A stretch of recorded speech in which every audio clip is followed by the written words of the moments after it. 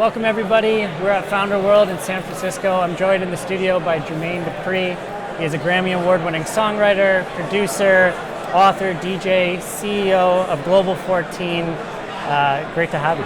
Thank you. Yeah, thanks. So let's start with maybe one of the more obvious questions. Why is Jermain Dupri at a tech event in San Francisco? I don't know if that should be obvious. I mean, tech has disrupted my music business. It's completely disrupted almost every business.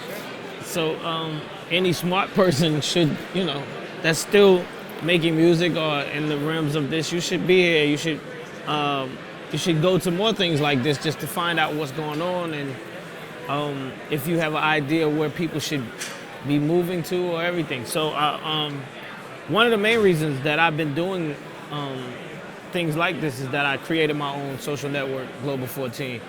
And I created it basically as the new version of what I would call the website for myself or for a person like myself. Information that you have nowadays is a lot more information now that you can feed your fans than what used to be when we had musical fan sites or a fan page or whatever you want to call it. And just letting people see more of the inside of Jermain Dupri than what's on the media and what you don't allow people to get. So everything that's true and everything that's real and everything that's going on in my life is on Global 14. What I like is on Global 14. What I believe people that like Jermain Dupri like is on Global 14. So it's like a big like button for, that's what I look at it as. For everything in your life. Yeah. And so you see a lot of other artists coming on to Global 14? Huh? Is it a common thing for other artists to come on? Oh yeah, 100%. I mean, if you want to, it's an open forum for you to post all your music. Yep. Put your music up there, SoundCloud, YouTube, wherever you want to post it. People ask me all the time, how could they get music to me? It's the best way to, put your music up on Global 14. And I'll see it, I'll see it. And if you have the wits to really move around in the site and talk to the other members on the site, because that's another thing. I try to push the community part of it, because I think that we've gotten lost in these big saying, oh yeah, you got all of this, you got all these followers, that's cool, but you don't actually talk to these people. You know what I mean? Nobody's talking to 500,000 people, you know what I mean? So it's like that knit community of people that you talk to. That's what I try to build Global 14, to make sure that the community talks to each other. The engagement is really my push on Global 14. Very cool. And so you've also created an app? Yeah. My first app came out like about, I'm gonna say 5 months ago. It's called Foray, and it's basically a take on my song Money Ain't a Thing. It's a card game. It's a 2-thumb card game. Right. And you got to move the cars and stay away from the police and get the money. And the soundtrack of the game is Money Ain't a Thing. That's really cool. Yeah. So I mean, you're obviously an entrepreneur in a whole bunch of rights. It's with music and now with tech. Have you found a difference in any of it at all on how you approach it, or? Yeah, I mean, it's the tech world is a lot more open. It's a lot more sharing going on here. Like my friend Kory, who I met one time. I was speaking in San Francisco, and he just came out of nowhere and signed up to Global 14. He was like, yo, I want to take you around Frisco and show you and let you meet people. And I'm like, what? Like, where's the why? Why do you want to do this, right? And I'm thinking he wanted something. He was like, I don't want anything. That's just the life of what the tech world is. Our mentality is, I want to introduce you to one of my friends. If something happens, then da-da-da. Coming from the music business, it's not like that, you know what I mean? So it's a big difference with that. A lot of people shell things in the music business, and they keep a lot of things to themselves and not open to people. I don't know if it's because it's more plentiful on this side, but it's just a different attitude. The light is different, you know what I mean? It just feels like somebody's opened up the top of this roof as opposed to the door when you're around this type of situation. Cool.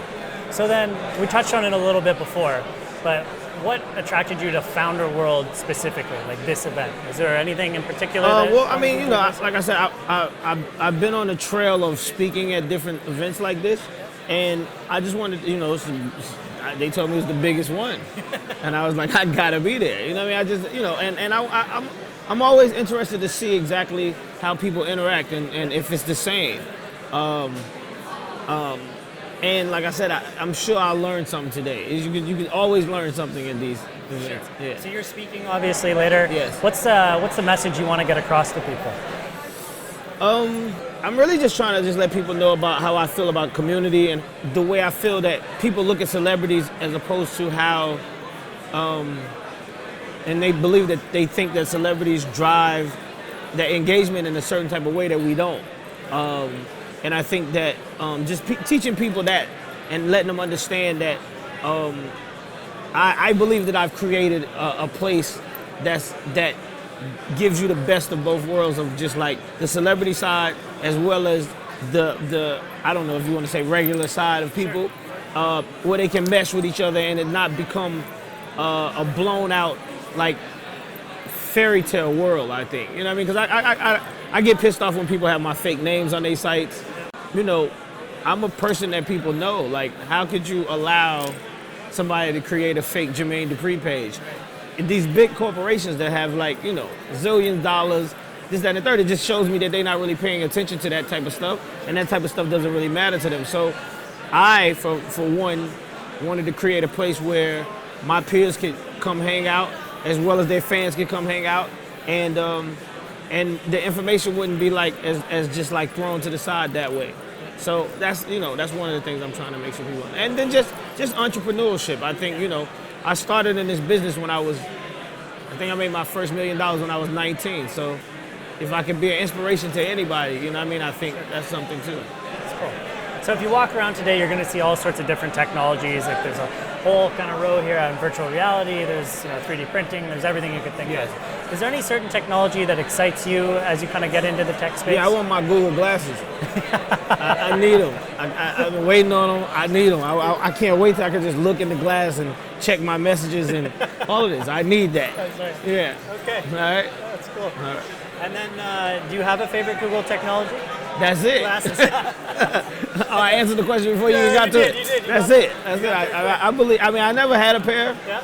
but I saw them and I was like, I definitely want to get this. But I wanted to wait till all the kinks was out. Sure. But I definitely, to me, that's the best thing going. Yeah. So what's next for you? The next thing, well, I just flew in today, coming from the set. I'm actually filming I got 2 TV shows coming on next year. Yeah. My first TV show that I'm filming right now is on Lifetime. It's called The Rap Game. It's about these 5 kids that move to Atlanta and go to the Jermain Dupri boot camp with the mindset to become rappers, or one of them. And at the end of the show, one of them I'm gonna sign.